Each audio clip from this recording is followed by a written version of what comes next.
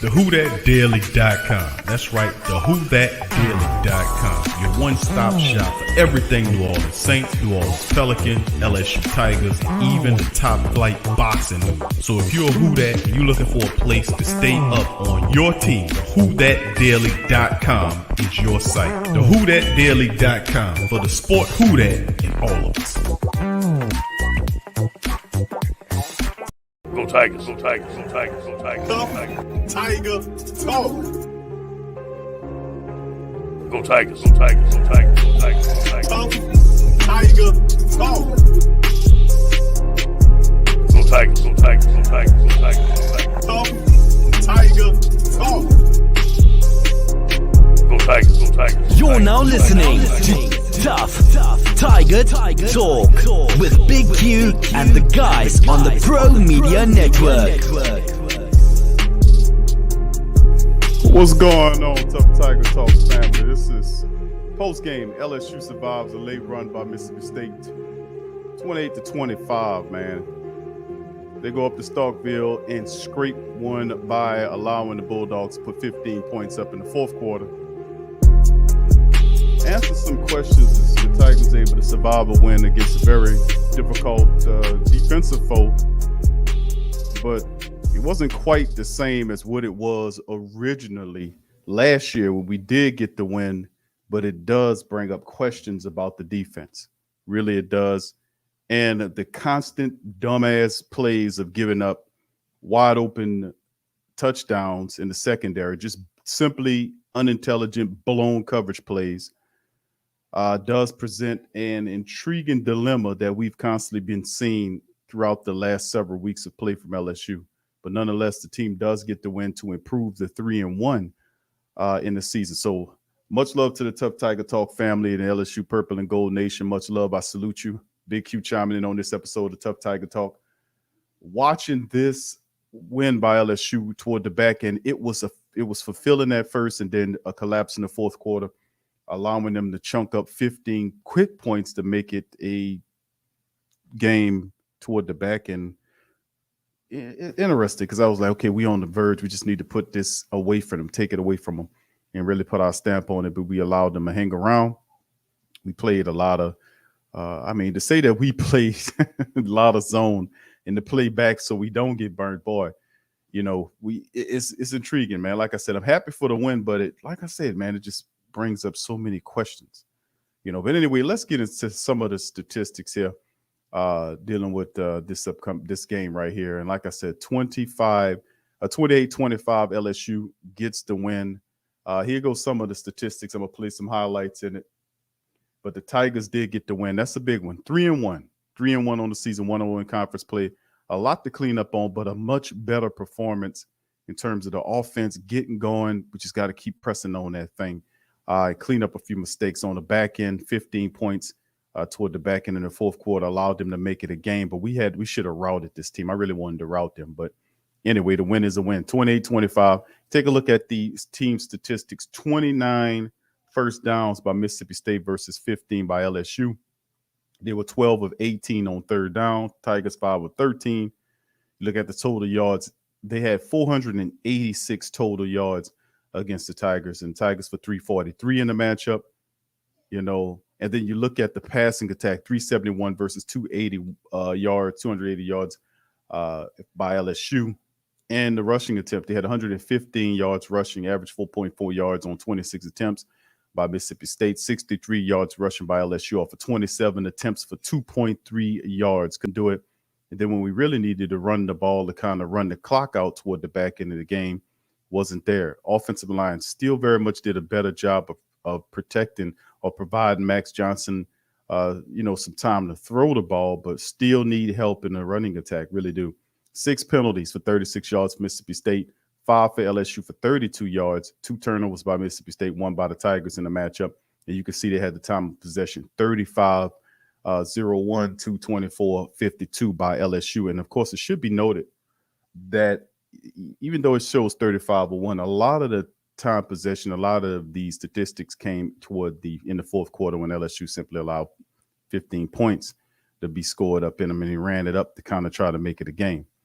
very intriguing. But let's look at some of the individual statistics about what LSU was able to do in the matchup with Max Johnson. And it was very intriguing, to be honest with you, to watch Max Johnson be able to put up some very deep throws. And I thought they was going to really put the Mississippi State Bulldogs out of their misery.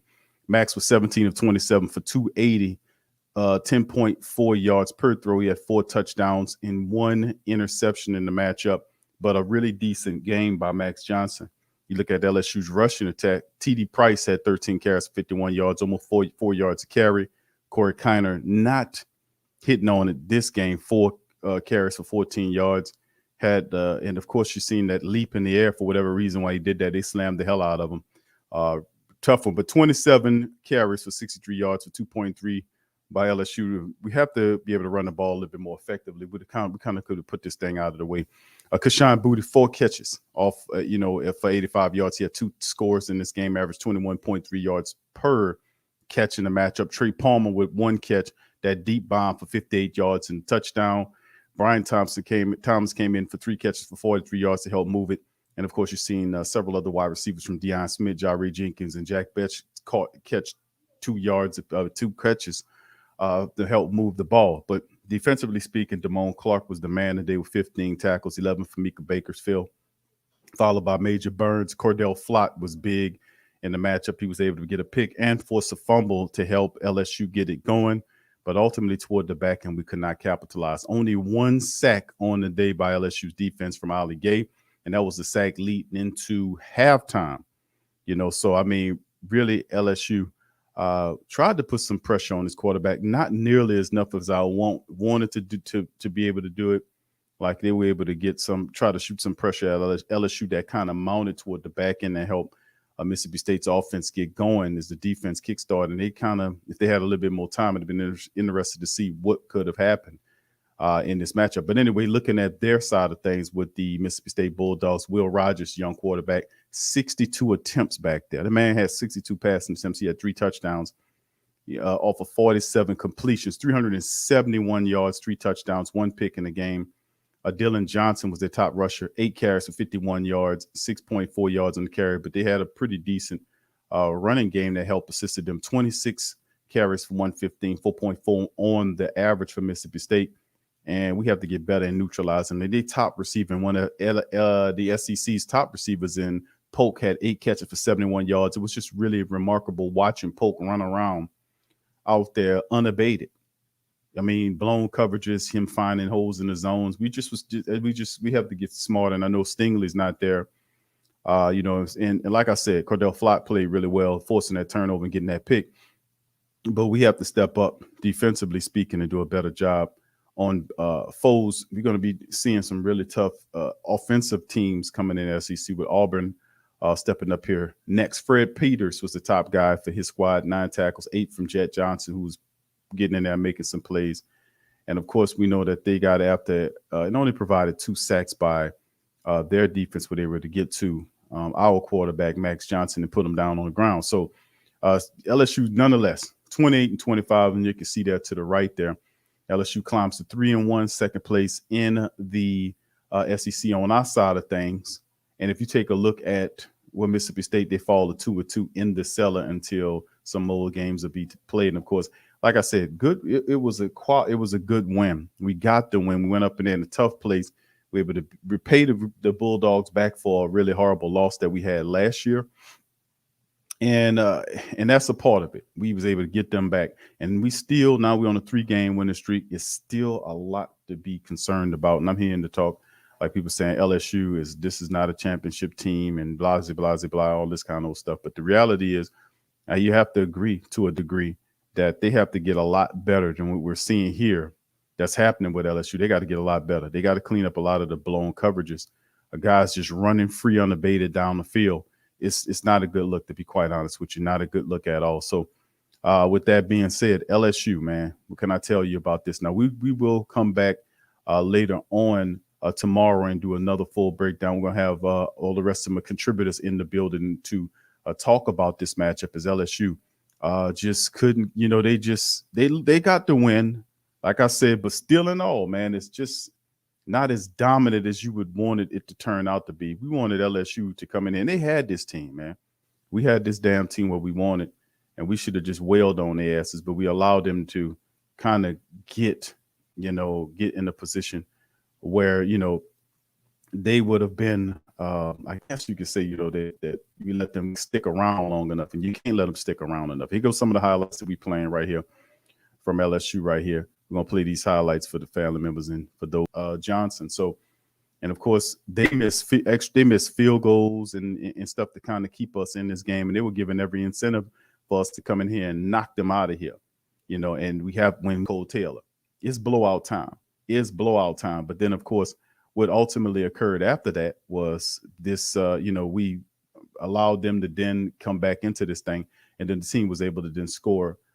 Mississippi State was able to score several plays, to kind of put us into the deficit, not in the deficit, but kind of keep things close, and at that point, when you're up that big, you should have just ran them up out of here. But then right after that, he put up 15 points to make it 28-25 in the game, and we still win. But that's very disconcerting toward the back end that we allowed them to score that many points on blown plays and letting them walk, just guys running around on deep routes and catching the ball. I mean, that's not really a good look right there. And I think with our new defensive coordinator there, Durante, we thinking a lot better performance. So they're going to have to figure this stuff defensively speaking. You can't allow your opponent to score 15 points on the back end of the game to kind of make this thing close. You can't do that.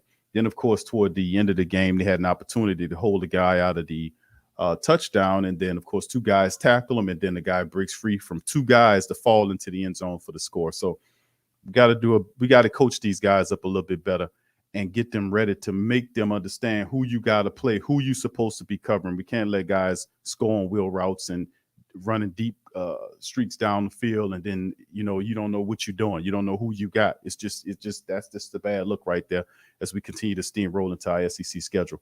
Up next is Auburn, but first, like I said, we'll be back tomorrow, maybe tomorrow, and then we'll bring in the rest of our contributors so we can kind of add to this thing. We'll have Mozzy and GM Kev to kind of chime in on with their thoughts on this game, but nonetheless, LSU still gets the win over Mississippi State 28-25.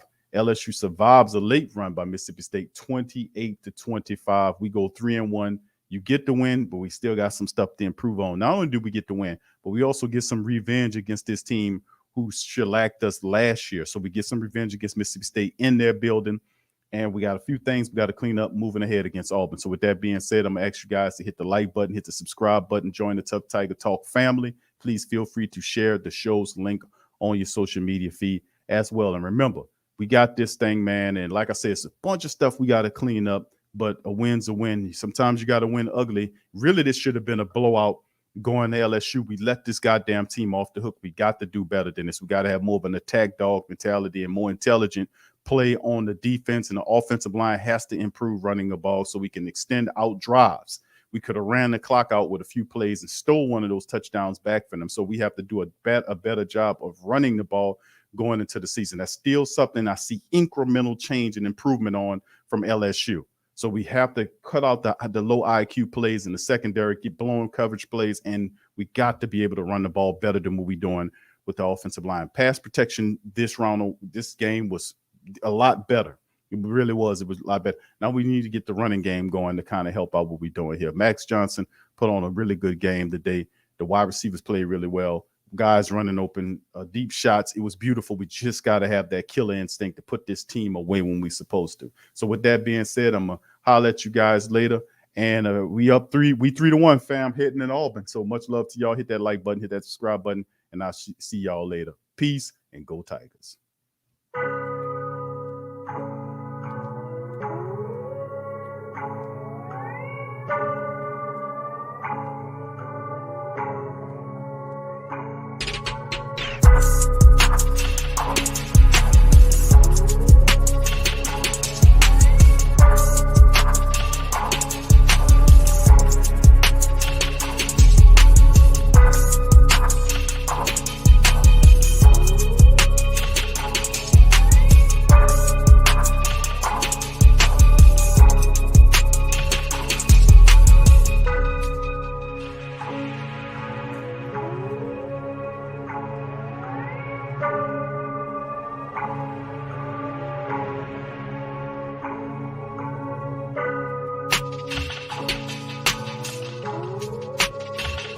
thewhothatdaily.com. That's right, thewhothatdaily.com. Your one-stop shop for everything New Orleans Saints, New Orleans Pelicans, LSU Tigers, even the top flight boxing news. So if you're a Who Dat and you're looking for a place to stay up on your team, thewhothatdaily.com is your site. Thewhothatdaily.com for the sport Who Dat in all of us.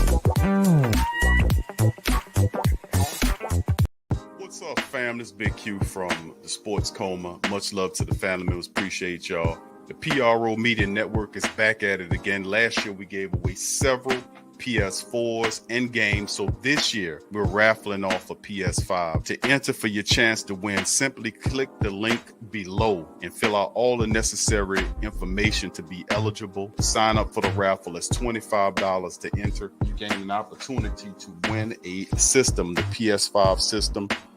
Like I said, it's a one remote and everything in it that goes with the full system. These things are hard to come by. It could be yours. Into the raffle today, $25 get you in. There's also a deal when you buy more than one ticket to up your chances of winning. Jump in there. It also benefits the platform as well. So feel free to sign up for the first annual PS5 raffle from the Pro Media Network. Thank you.